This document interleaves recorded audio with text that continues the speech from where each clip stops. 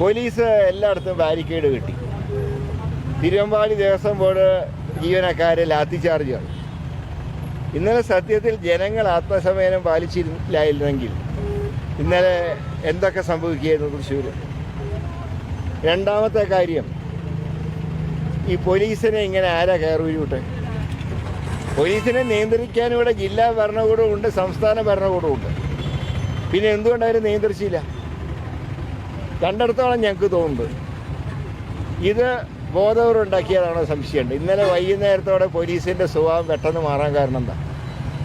ഞാൻ ഇന്നലെ ഉച്ചയ്ക്ക് കമ്മീഷണറെ ചില നടപടികൾ ഞാൻ തന്നെ നേരിട്ട് കണ്ടു. ഇന്നലെ ബ്രഹ്മസ്വം മഠത്തിൻ്റെ മുമ്പിൽ വെച്ച് വെറുതെ ആളുകളെ ചീത്ത പറയുക, പ്രകോപിപ്പിക്കുക. അപ്പോൾ എൻ്റെ ഒരു സംശയം, ഇന്ന് കാലത്തൊരു ചർച്ച വെച്ചു. ഇന്ന് കാലത്താണോ ചർച്ച നടത്തേണ്ടത്? ഇന്നലെ 11 മണി മുതൽ ഇന്ന് 6 മണി വരെ ജനത്തിനെ മുൾമനയിൽ നിർത്തി. ഒരു വെടിക്കെട്ട് എപ്പോഴാണ് നടത്തിയത്? 7 മണിക്ക് പാറവേക്കാവിൻ്റെ 7:45 തിരുവമ്പാടി. ഞാൻ ഇന്നുണ്ടായിരുന്നു വെടിക്കെട്ട് കാണാൻ.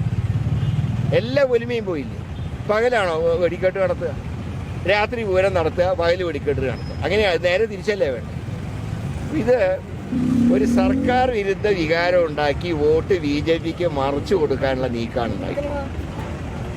അതിന് തെളിവല്ല, ഇന്ന് കാലത്ത് ഒരു യോഗം വിളിച്ചു രാജൻ്റെ കൂടെ LDF സ്ഥാനാർത്ഥി ഉണ്ടായിരുന്നു, മനസ്സിലാക്കാം.